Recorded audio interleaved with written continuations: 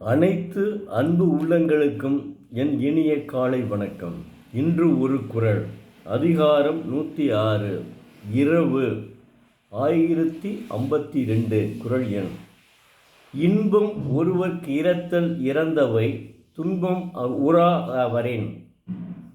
தெய்வப்புலவர் திருவள்ளுவர், ஒருவர்க்கு இரத்தல் தானும் இன்பத்திற்கு ஏதுவாம். இறந்த பொருள்கள் ஈவாரது உணர்வு உடைமையால் தான் துன்புறாமல் வருமாயின் என்கிறார். விளக்கமாக சொல்கிறேன், கேளுங்கள். இறந்து கேட்ட பொருள்கள் துன்பமுறாமல் கிடைக்குமானால் அவ்வாறு இரத்தலும் இன்பம் என்று சொல்லத்தக்கதாகும் என்கிறார். அதாவது இரத்தல் என்பது மெல்லினம் ரா, மெல்லினம் ரா. நீங்கள் வல்லினத்துக்கு போயிடாதே, அது மிகப்பெரிய கேடு. அதாவது இரத்தல், நம்ம பிச்சை கேட்குறது மாதிரி வாங்குறோம்ல, அதுக்கு தான் இரத்தல். இரத்தல் கேட்ட பொருள்கள் துன்பமுறாமல் கிடைக்குமானால், ஒருவன் இப்போ நம்ம வருத்தப்படுகிறோம், ஒரு கிராமத்தில் இருக்கிறோம், நாம் வருத்தம் அடைகிறோம்.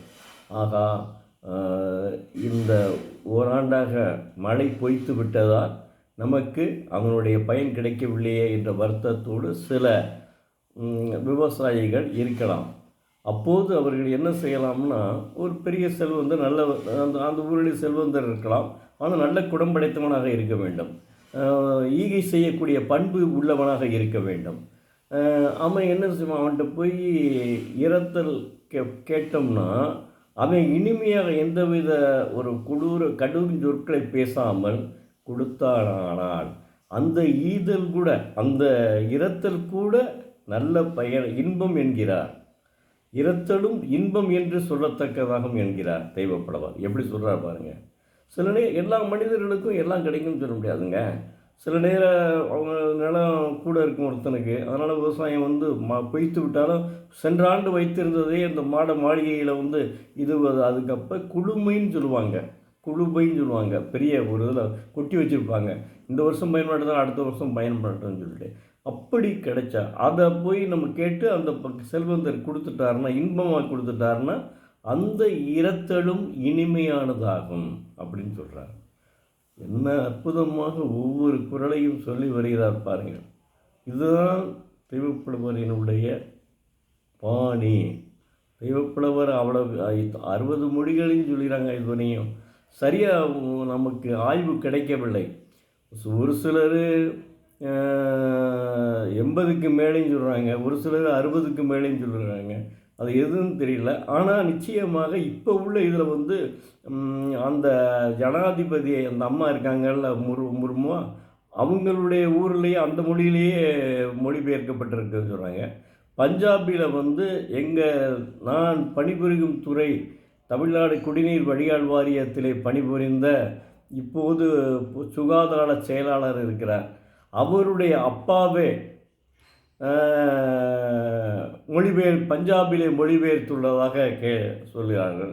அதனால் வர்றதுக்கு வாய்ப்பு இருக்குது. 60 மொழிகளில் கூட வர்றதுக்கு வாய்ப்பு இருக்குது. அந்த அளவுக்கு மொழிபெயர்க்கப்பட்டே இருக்கிறது. ஏன்னா படித்தவுடனே நமக்கு இன்பம் வருது. அவர் படித்தவுடனே நம்மளுக்கு என்ன, அவர் நெகட்டிவ் தாட்டில் அவர் பேசவே மாட்டார், பூரா பாசிட்டிவ் தாட்டு தான் பேசுவார்.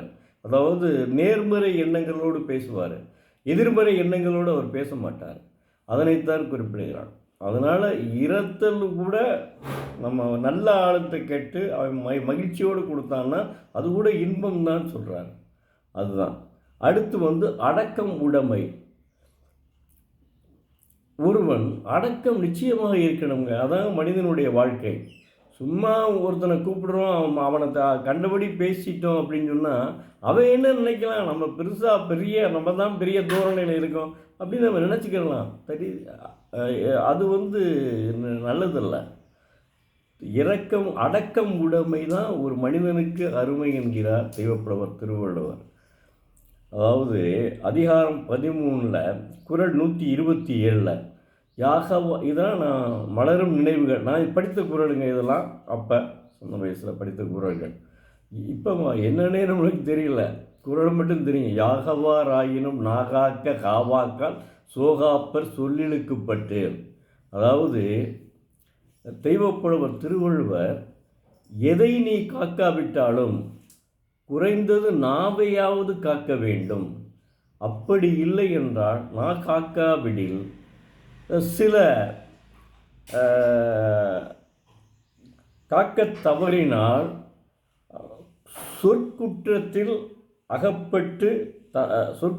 அகப்பட்டு துன்புறுவதற்கு நேர்படும். அதாவது இதை கொஞ்சம் ரொம்ப நல்லாவும் சொல்லிடுறேன், விளக்கமாக சொல்லிடுறேன். ஒரு கிராமத்திலே இருவருக்கு வாய் தகராறு வருகிறது. இருவருக்கு வாய் தகராறு வந்தவுடன் அவன் என்ன செஞ்சார்னா, இன்னொருத்தன் இவன் டக்குன்னு திட்டிடுறான். அப்போ நாகாக்காமல் திட்டி விடுகிறான். திட்டி விட ஒன்று கிராமத்தில் பஞ்சாயம் வைப்பாங்க. அப்போ அவனை கூட்டு போய் என்னை இப்படி திட்டான், இவரவே சாட்சி இருக்காங்க அப்படின்னு கொண்டு பஞ்சாயம் வைக்கிற, ஏப்பா நீ அப்படி திட்டினா, 2 பேர்த்துக்கு ஏதோ ஒரு தகராறு, சின்ன இது இருக்குது, வரப்பு தகராறு ஏதோ இருக்குது, அதை எப்படி பேசி தீர்த்துக்கிற வேண்டியதானுமே, நீ ஏன் போய் எடுத்த உடனே அந்த மாதிரி ஒரு பேச்சை பேசுகிற, திட்டுற அப்படின்னு சொல்லி கூப்பிட்டு அவனுக்கு தண்டனை வழங்குவார்கள். தண்டனை, கிராமத்து பஞ்சாயத்து இது அப்படின்னு வழங்குவார்கள். அதைத்தான் சொல்கிறாரு, நீ யாகவாராயினும் நாகாக்க காவாக்கால் சோகாப்பர் சொல்லிழுக்குப்பட்டு. யாராக இருந்தாலும் சரிதான், நாகாக்க வேண்டும். யாகவாராயினும் நாகாக்க காவாக்கார் சோகாப்பர் சொல்லிழுக்குப்பட்டு. இதைத்தான் அறிஞர் அண்ணா அவர்கள், பேரறிஞர் அண்ணா அவர்கள் இந்த குறளையும் அடிக்கடி சொல்லுவார். இந்த குறளையும் அடிக்கடி சொல்ல நான் கேட்டிருக்கேன். அவருடைய சொற்பொழிவை கேட்கல தெரியுது. இந்த சொற்களையும் அவர் அடிக்கடி சொல்லுவார். ஏன்னா அவருடைய எதிர்கட்சி இருக்காங்களா, எனத்தையாவது ஒன்று பேசிடுவாங்க, அதற்கடுத்து அப்புறம் என்னடா அப்படி அப்படின்னு சொல்லி வருத்தக்கூடிய ஏற்படும். அதுக்காக என்ன செய்கிறாருன்னா, யாகவாராயினும் நாகாக்க காவாக்கால் சோகாப்பர் சொல்லிழுக்கப்பட்டு. அவர் பேரறிஞர் அண்ணா அவர்கள் எப்பவுமே அவர் பச்சையப்பன் கல்லூரியில் 2 டிகிரி படித்தால் கூட, கல்லூரியில் சேர்ந்து படித்து, இப்போ மாதிரி இது கிடையாது, கரஸ்பாண்டன்ஸ் கோர்ஸ் கிடையாது, கல்லூரியிலே சேர்ந்து 2 துறையில் பட்டம் பெற்றவராக இருந்த போதிலும் அவரை பார்க்க வேண்டுமானால் கன்னிமாரா நூலகத்தில் தான் பார்க்க வேண்டும், இல்லை என்றால் அவர் வீட்டில் தான் பார்க்க வேண்டும். உடனே சொல்லிடுவாங்க, வீட்டில் இல்லைன்னா கன்னிமாரா நூலகம் தான், கன்னிமாரா நூலகத்திலெல்லாம் வீட்டில் தான். அத்தகைய பெருமை வாய்ந்தவருங்க அவர். அவர் சொன்ன கடமை, கண்ணியம், கட்டுப்பாடு என்பதை நான் இதுவரை சிறு வயதிலேயே நான் அவருக்கு அடிமையானவன். ஆனால் இதுவரையும் நான் அவரை கடைப்பிடித்து வந்து கொண்டிருக்கிறேன். கடமை, கண்ணியம், கட்டுப்பாடு.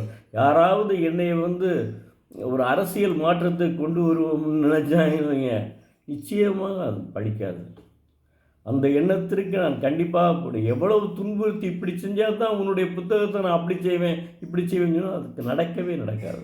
என்னை பொறுத்தவரை கடமை, கண்ணியம், கட்டுப்பாடு 3 என்னுடைய கடமையை சரியாக செய்யக்கூடியவன், கண்ணியத்தோடு வாழக்கூடியவன், கட்டுப்பாடுடன் வாழுவேன், எந்த சூழ்நிலையிலையும் தவற மாட்டேன், அந்த மாதிரி உள்ளவன். அதற்கடுத்து எத்தகைய தவறுகள் வந்தாலும், எத்தகைய என்னை ஒரு மாதிரியாக பேசிவிட்டால் கூட அதுக்கு எதையும் தாங்கும் இதயம் வேண்டும் என்று அறிஞர் அண்ணா சொன்னார்.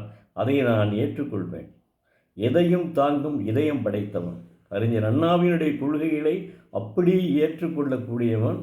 யாராலும் என்னைய பச்சோந்திகளாக ஆக்க முடியாது, அது மட்டும் உறுதி. அந்த அளவுக்கு உறுதியாக இருக்க நிலைப்பாடாக உள்ளவன், என்னுடைய அரசியல் நிலையில் நிலைப்பாடாக உள்ளவன். அதையும் நான் உங்களுக்கு சொல்லிட்டேன். அதனால் யாகவாராயினும் நாகாக்க காவாக்கால் சோகாப்பர் சொல்லிழுக்கப்பட்டு. இந்த குறள் அறிஞர் அண்ணா அவர்கள் அடிக்கடி சொல்லுவார்கள். அதனால் எனக்கு ரொம்ப பிடித்த குறள். ஆனால் நம்ம தவறு செய்யாமல் கூடாதுல்ல, அதுதான் இது பண்ணுறேன். நன்றி, வணக்கம். நாளை மீண்டும் பார்ப்போம்.